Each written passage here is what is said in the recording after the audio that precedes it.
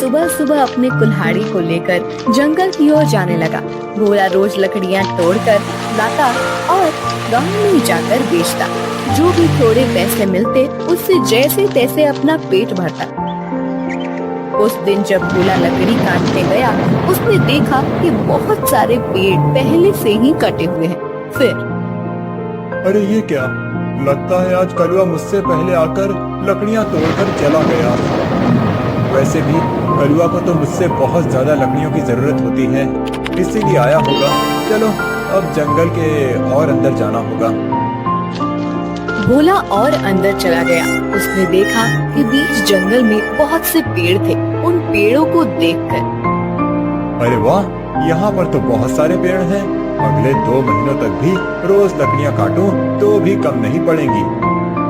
भोले ने पेड़ काटने के लिए कुल्हाड़ी उठाई। तभी उसने देखा कि ऊपर एक बंदरिया अपने नवजात बच्चे के साथ उस पेड़ पर बैठकर फल खा रही थी। वो बंदरिया इतने प्यार से अपने बच्चे को पकड़कर बैठी थी कि उनका प्यार देखकर भोला रुक गया। ये क्या करने जा रहा था मैं? अगर मैंने ये पेड़ काट दिया, माँ बंदरिया और उसके बच्चे का घर टूट जाएगा।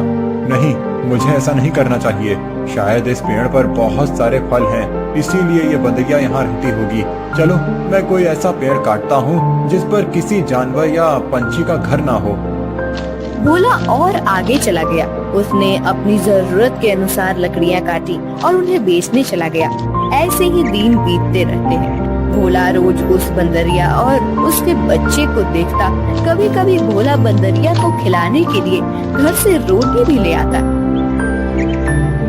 एक दिन जब भोला लकड़ी काटने गया, तब उसने देखा कलुआ उसी पेड़ पर कुल्हाड़ी चला रहा था जिस पेड़ पर उस बंदरिया रहती थी।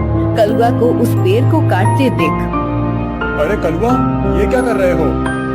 ये कैसा सवाल है? भगवान ने आंखों की जगह बटन लगाकर भेजा है क्या? दिखाई नहीं देता?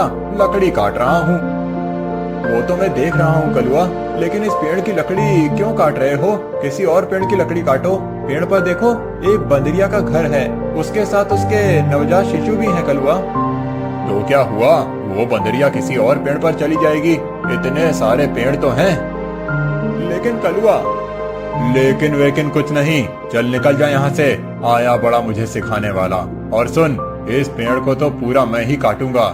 ये ध्यान रखना, तुझे चाहिए तो कहीं और चला जा, नहीं तो ये देख रहा है ना कुल्हाड़ी, मुझे जरा सी भी देर नहीं लगेगी इस कुल्हाड़ी को तुझ पर चलाने में।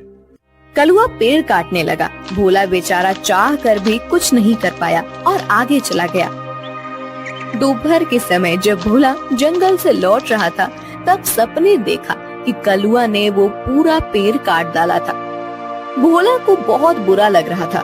तभी उसकी नजर पेड़ के एक बड़े लकड़ी के नीचे गई। वो बंदरिया उस लकड़ी के नीचे मरी पड़ी हुई थी। उसे देख भोला के आंखों में आंसू बहने लगे। भोला को लग रहा था कि शायद उसके बच्चे की भी मौत हो गई है। भोला उस बंदरिया के पास गया। तभी उसने देखा कि बंदरिया ने मरते हुए भी अपने बच्चे को अपने गोद में सुरक्षित रखा था। हे भगवान, तेरी महिमा अपरंपार है। इस बंदरिया ने मरते हुए भी अपने बच्चे को गोद में सुरक्षित रखा है। सच में माँ आखिर माँ ही होती है। लेकिन अब इस